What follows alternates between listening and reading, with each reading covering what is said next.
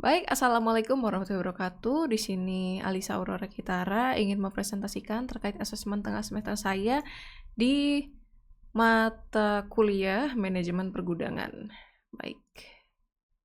Jadi pertama-tama eh, untuk soal nomor 1 ini, PT Translog adalah perusahaan penyedia jasa pergudangan yang menyimpan berbagai barang konsumen, di mana saat ini perusahaan memiliki proyek untuk menyimpan 10 jenis barang spare part dengan satu customer.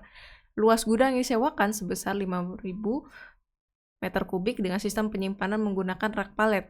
Jadi permasalahan utamanya, ya selama 3 bulan terakhir, terdapat beberapa kendala operasional seperti penataan rak tidak sesuai frekuensi pengambilan barang, jalur forklift sering terhalang oleh pelet sementara, penyimpanan secara random, dan beberapa barang fast moving yang ditempatkan jauh dari receiving area.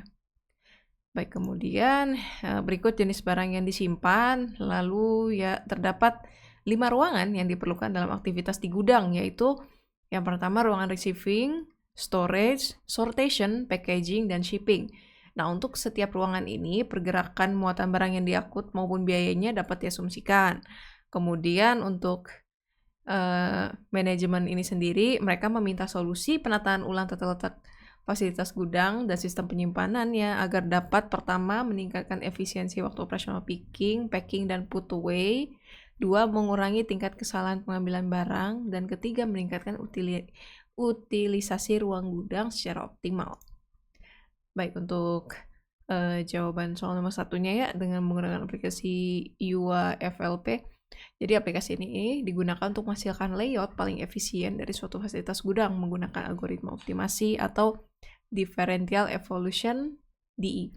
Untuk parameter menunya saya menggunakan iterationnya 1000, maximal and improve-nya 1000, maximal time-nya 10 menit, kemudian population-nya 30. Karena ya jumlah kandidat solusi dalam satu generasi populasi 30 ideal untuk 10 departemen ya. Jadi tidak terlalu kecil, tidak terlalu berat. Kemudian ada representasi fasilitas. Jadi karena gudang memiliki ukuran total 5.000 meter kubik, maka facility wide 100 meter, kemudian facility height-nya 50 meter. Nah, number of departemennya ada 10. Karena kita membagi area gudang ini kan ke dalam 10 zona operasional. Lalu untuk specification-nya sebagai berikut, dan ini hasilnya ya. Ini untuk material flow-nya. Lalu kemudian kita lanjut untuk soal kedua. Jadi PT AX adalah perusahaan logistik 3PL yang mengalami banyak masalah terkait integrity stock issue. Di antaranya yang pertama banyaknya produk yang rusak dan hilang di gudang. Kemudian ada 2, rasio perputaran yang rendah menunjukkan stok berlebih sehingga jumlah produk yang mendekati kadaluarsa meningkat dan berpotensi tidak dapat terjual. Nah, strategi atau kebijakan apa yang sebaiknya dilakukan perusahaan dalam melakukan pengendalian persediaan untuk mengatasi permasalahan tersebut?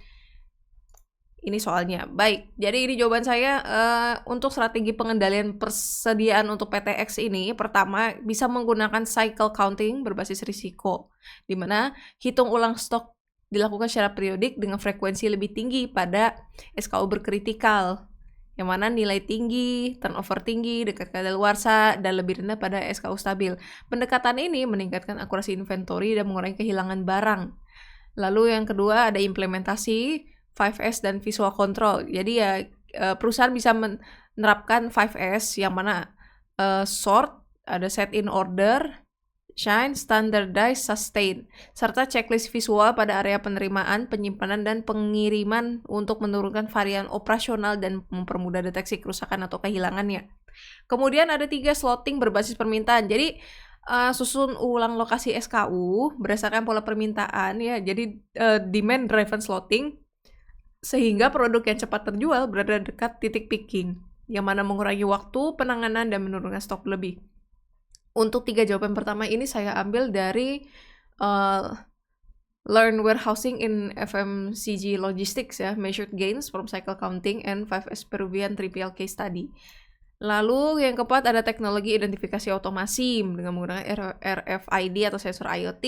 Itu bisa dipakai di palet untuk memantau posisi dan kondisi barang secara real time. Jadi sehingga kehilangan itu dapat di-track segera dan kerusakan dapat diidentifikasi sebelum mencapai konsumen. Kemudian ada yang kelima, mungkin perusahaan juga bisa melakukan optimalisasi proses picking dengan otomasi. Jadi dengan menggunakan robotik atau sistem pick to like yang dipandu AI untuk meminimalkan kesalahan manusia, peningkatan produktivitas, dan menurunkan tingkat kerusakan selama pemilihan. Untuk dua jawaban ini saya ambil dari International Journal of Social Science Exceptional Research. Kemudian ada yang keenam, terkait vendor managed inventory ya, VMI, dan data collaboration. Jadi perusahaan bisa mengizinkan untuk mengelola 3PL mengelola level stok dengan berbagi data perkiraan permintaan, kualitas, dan umur simpan sehingga rotasi barang lebih cepat dan risiko kadaluarsa berkurang. Ini saya ambil dari vendor managed inventory system considering deteriorating items and probabilistic demand for a 3-layer supply chain.